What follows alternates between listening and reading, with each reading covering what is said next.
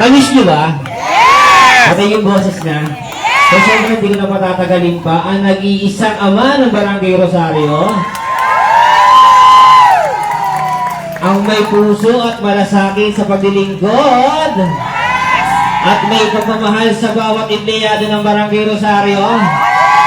Siyata na ba kayo? Magkakay mo katilumaan nag-iisang ama ng kabataan ng Barangay Rosario, kabataan Aquilino, Eli de la Cruz! Back to business, back to work. Nagbalik na ngayong January 5 sa Barangay Hall ng Rosario si Kapitan Eli de la Cruz matapos ang 60-day preventive suspension. Mainit siyang sinalubong ng mga taga-barangay sa kanyang pagbabalik. Sa kanyang pahayag, nagpasalamat si Cap Eli sa pagkakataong makabalik sa serbisyo. Ayon sa kanya, masaya siyang muling makapagsilbi sa barangay at nilinaw na taliwas sa kumalat na fake news. Hindi totoo na hindi na siya makakabalik sa pwesto. Kamusta kayo? Masaya ba kayo? Masaya dahil nagkasama-sama muli tayo. Okay. Kung masaya kayo, siyempre ako rin, lalo na. Kapagkat maraming ipagpapasalamat tayo sa Diyos. Tayo ay nandito, sama-sama, malusog. Masaya tayo, natapos ang Pasko, bagong taon, Three Kings, at masaya kayo sapagkat nakaligtas kayo, dapat regaluhan nyo kung yung address. Ang katamot nyo, ang gulang nyo. Salamat. Anyway, tapos na yun. Ito ngayon tayo mag-uumpisa ng pagbugobyerno itong 2026. Napakarami dapat natin gantanan, umpisa itong araw na ito. Masaya ko, nakita ko muli kayo kasi ninenervous ako sa palitan na hindi na raw ako makakabalik. Sa totoo, ano na ako, na-stroke. Pero, mabuti na lang sa pangarap lang. Yan. So, Binanggit din niya na kilatisin ng publiko ang mga opisyal ng barangay, lalo na sa gitna ng mga isyong ibinabato laban sa kanila. Binigyang diin niya na matapos ang 60 days, wala umanong naipakitang masama o mali laban sa kanya kaugnay ng reklamo. natapos ang 60 days suspension, na wala naman silang nakitang masama o ilan ng mga harassment hindi paninira yun sapagkat naka-record lahat. At maganda, masaya ako, naranasan nyo kung anong uri ng pamamahala para sa susunod. Kasi sa susunod, hindi naman ako habang buhay dito. Habang buhay dito. Dadating na mayroong change over of government, natural yan, di ba? Kagaya ngayon, malapit na akong mag-senior, di ba? At 9 years old na ako, di ba? Paglalaanan na natin yung senior years, di ba? So, kailangan, ito ang pagpapakita natin, anong klase sila, kilatisin mo lahat, di ba? Sapagkat sa kanila, muna sa mga bata, mag-uumpisa sa inyo, maaaring sa inyo, no? Ang paggobyerno mabuti para sa kapakanan ng mga mamamayan. Ipinaliwanag din ni Cap de la Cruz ang pinagmulan ng reklamong isinampa laban sa kanya.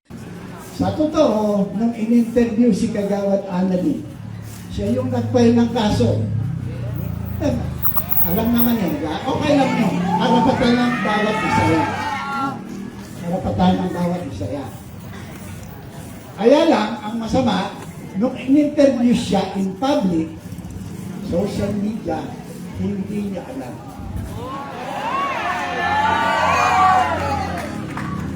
Hindi niya alam natin. Kaya, ipapaliwanag ko sa ito. Hindi naman bawal magsalita tungkol sa kaso kasi nasa investigative procedure pa. Wala pa sa court. So yun, para malaman nyo, yun ang unang stage.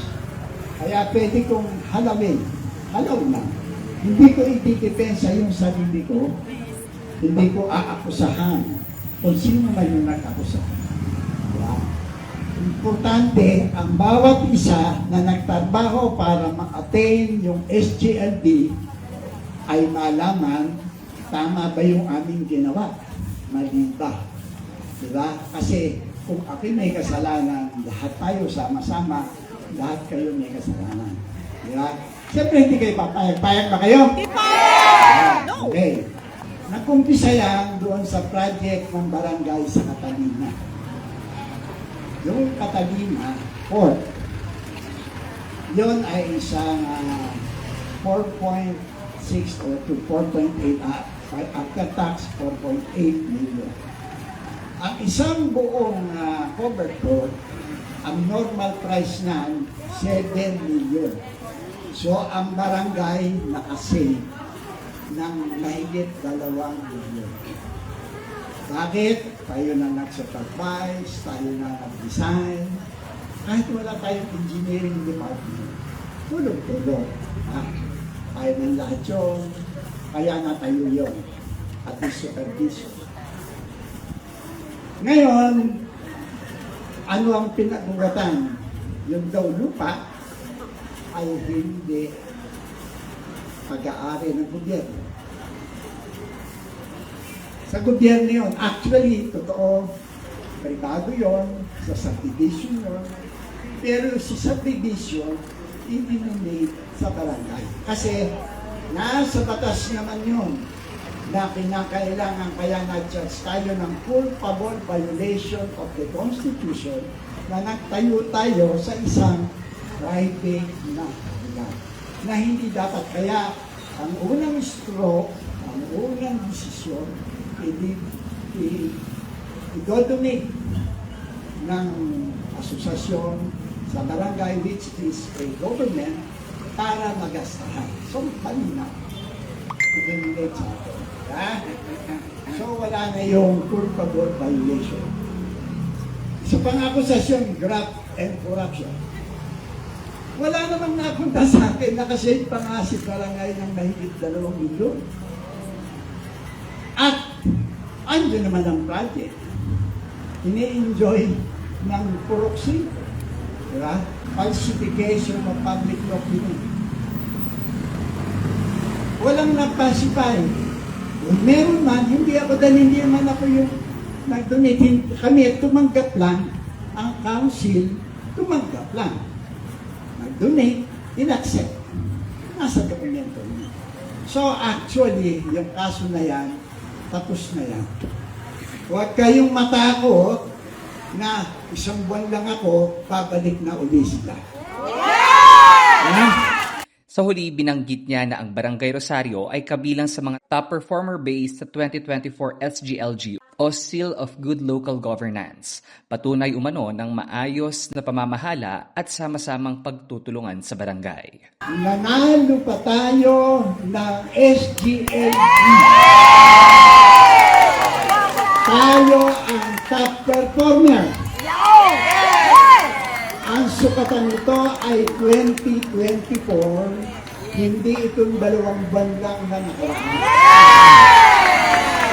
Ito yung nakuha natin.